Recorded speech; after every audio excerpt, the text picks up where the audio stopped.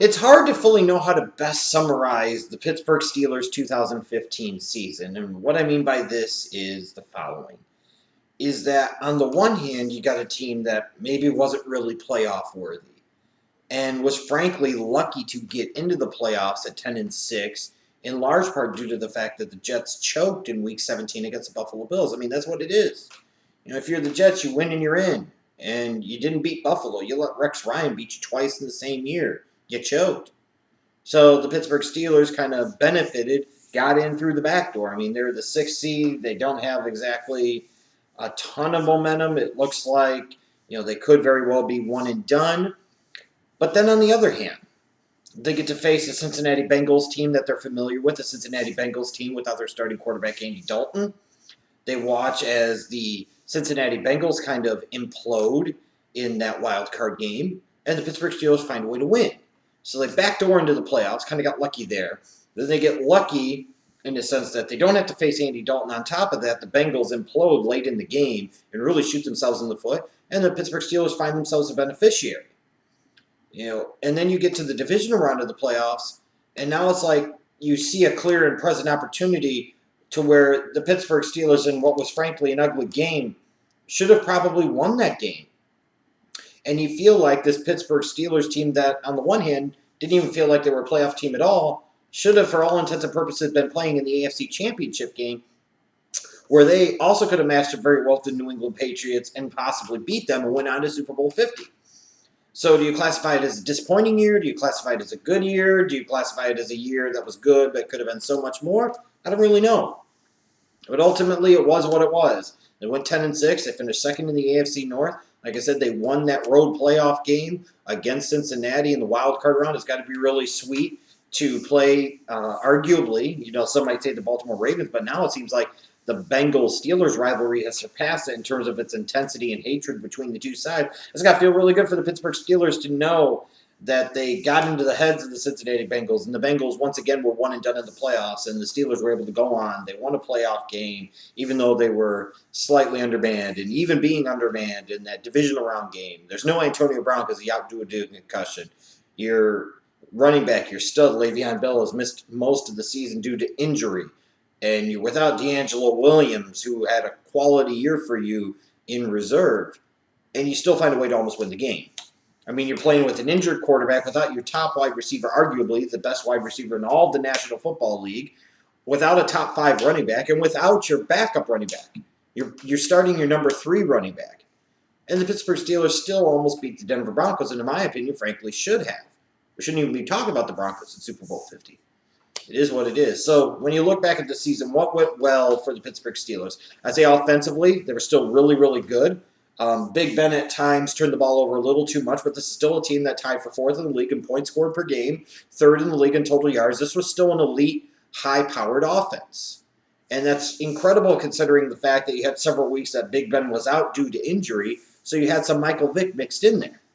But at the end of the day, this was an offense, when they have all the pieces, this is an offense that could score points with anybody, that could be as explosive and as electric as any team in the National Football League. Defensively, they had their good traits this year.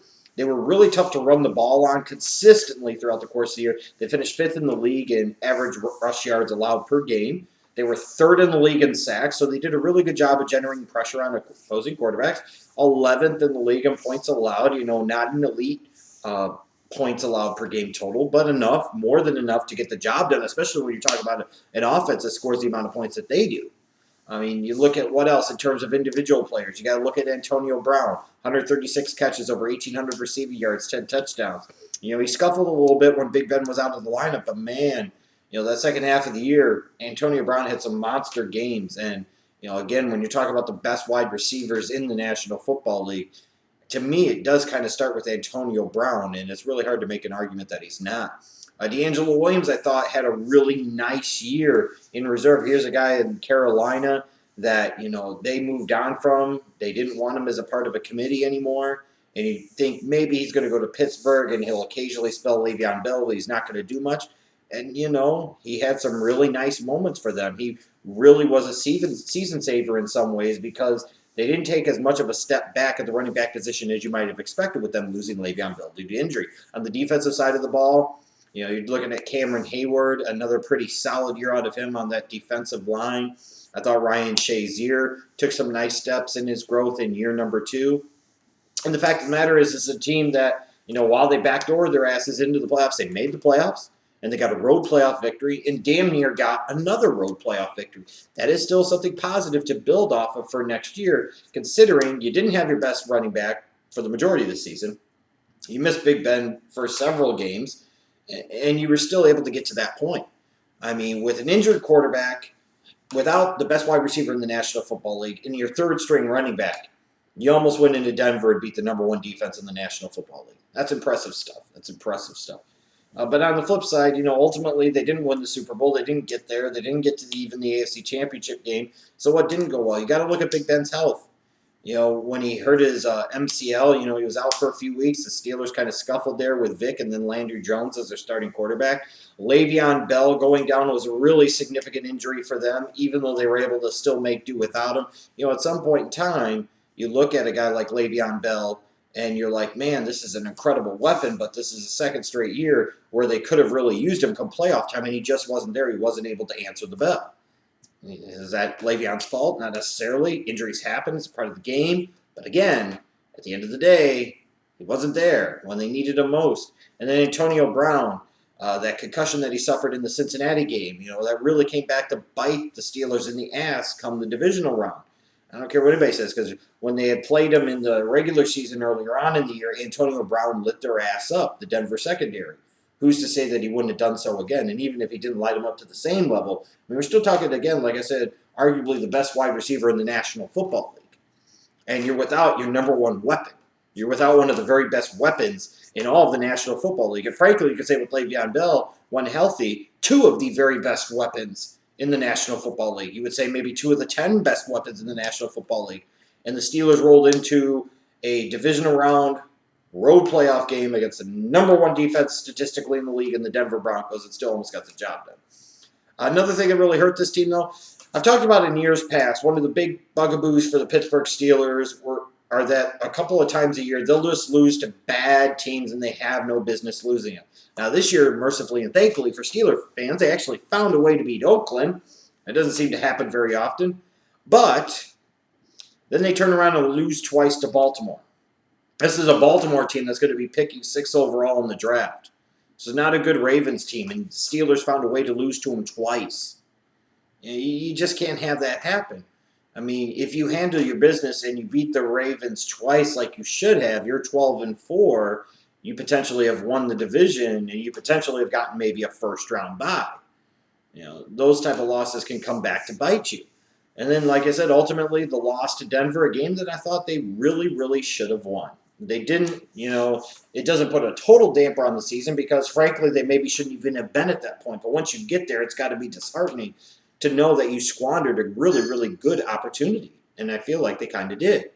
Now, heading into this offseason, to me, a lot of this is going to be about the NFL draft because the Steelers are not an organization that spends a lot on free agency, and that usually is to their benefit. Because when you have a certain pattern, you have a pattern, a mold for your success, you don't want to deviate too much from it. But this is a team that's got some certain areas that they've got to address in the draft. And frankly, it's like it's a broken record for me with this team. Every single year we talk about addressing the secondary, and every single year they just refuse to do it with high draft picks. Now you could say in the 2015 draft that they picked Senquez Golson from Ole Miss, but you're talking about, what, a 5'9" slot corner? And that's not effectively addressing the position at all. Their draft needs are as follows: a left cornerback, a free safety, a right cornerback, and a strong safety. This is a defense that could generate pass rush, so it masked some of the deficiencies in that secondary. And this was a team that was really, really tough to run on. So again, you can make a lot of opposing offenses one-dimensional. So even with the less than stellar secondary, you're not giving them a ton of time to consistently be able to sit back in the pocket as an opposing quarterback. You would expect the pass defense to be better than it is, frankly. And it's just not. It's because in certain areas of that secondary, they're old. In other areas, they're just bad. And in some areas, they're old and bad. And this has been a criminally neglected position by this organization for several years for reasons that are unbeknownst to me. The last time the Pittsburgh Steelers spent a first-round pick on a defensive back, They peeled up. They traded up to 16th overall in 2003 and took this kid out of USC with pretty hair named Troy Polamalu. How'd that work out for the organization? I mean, they've got to address this secondary. That's just all there is to it. Because until they address that secondary with multiple picks on the first 2 days, they're never going to improve. That defense is not going to take the next step, and they're not going to become a championship contending team. Because too many teams are going to be able to pick apart that secondary, stretch the defense over the top, be able to, pick up the big 3rd and 8 conversion.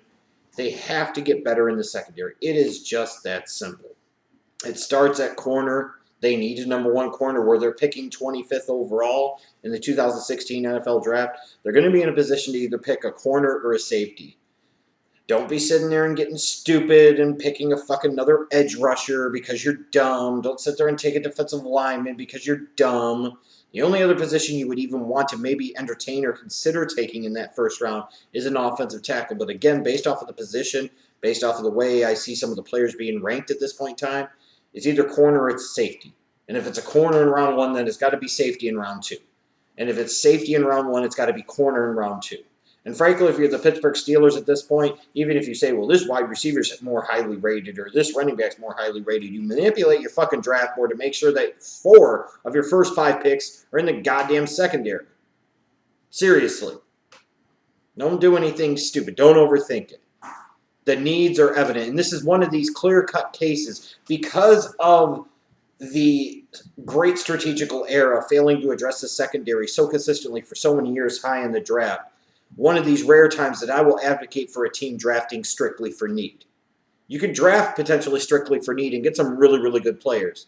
And the Pittsburgh Steelers need to do that because, like I said, until they address that secondary, they're just wasting everybody's time and playing a bunch of teasing grab ass. That's all it is. And they're not going to be championship contenders, period.